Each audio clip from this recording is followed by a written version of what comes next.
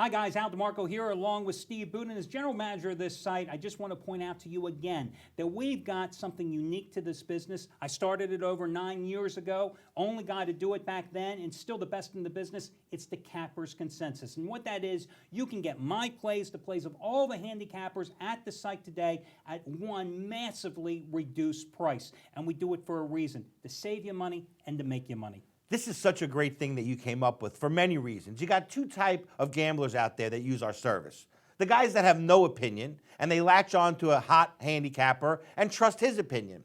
And then you have the guys that have their own opinion, and it's a decent opinion. And they like to use the Cappers Consensus because they read all the top experts' opinions, see which one jives with their own opinion, and then that's the play that they make. So having this information at their fingertips is so very valuable to them, and not having to spend a ton of money to get it makes it a no-brainer. And that's exactly why I used the word consensus when I came up with this all those years ago. Cappers Consensus, that's exactly how you use it. And guys, listen, if you bought my plays and the plays of all the other handicappers at this site, Anthony Red and Jeff Benton and Craig Davis, who's been red hot, you buy all their plays separately, you're spending $600, $700, $800. You're getting it at a massive price reduction, and you get all the plays right now. Cappers Consensus, check it out.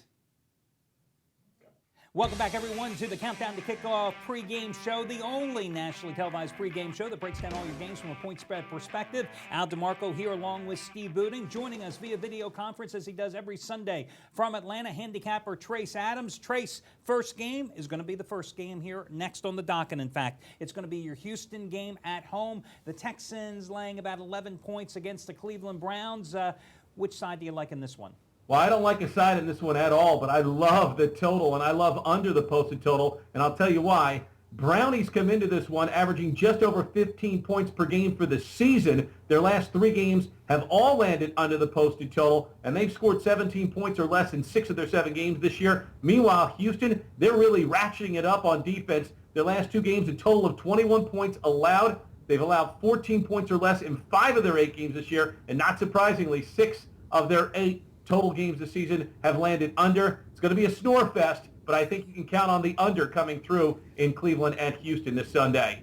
And we're sitting right around 41 points in that one. And as Trace pointed out, I mean, it's really been the defense that has been carrying Houston. First year under the new defensive coordinator, Wade Phillips. Geez, hasn't he done these type of turnarounds during his career repeatedly? But last week they held Jacksonville to 174 total yards. Week prior at Tennessee, even more impressive, held them to 148 yards. In terms of the side here, I'll tell you what, I can't find any love for any reason to back the Browns. Not that I put my own money on Houston either, though, but I think you've got to go and lay it with the Texans. Well, the last 5 games, the Browns have only scored 12 points a game. I don't know how the hell they're going to keep up to Houston. I mean, a lot of times people are scared to bet the obvious. They look at a line like this, it's 11 points, and they just get scared. But you can't get scared. Sometimes you got to bet the obvious. I think Houston wins this game, and I think they cover easy. You said the exact same thing last week for San Francisco, Cleveland. The 49ers got the late score covered by a half point to a point against these same Browns, who, FYI, guys, have only gotten 2 covers in their last 15 games, no matter the location. Next game, who would have thought that the Cincinnati Bengals will be off to a 5-2 start right there at the top of the division as Baltimore and Pittsburgh battle it out. The Bengals, though, today getting no love from the odds makers after going to Seattle, taking care of the Seahawks last week. They are actually catching 3 points at Tennessee. And I guess my question here with the Titans is, which team are we going to get with Tennessee? Is it going to be the one 2 weeks ago that looked so impotent when taking on those Houston Texans, or it's going to be the one that last week basically toyed with Jacksonville? Yeah, I'll tell you what. Excuse me. Yeah, I'll tell you what.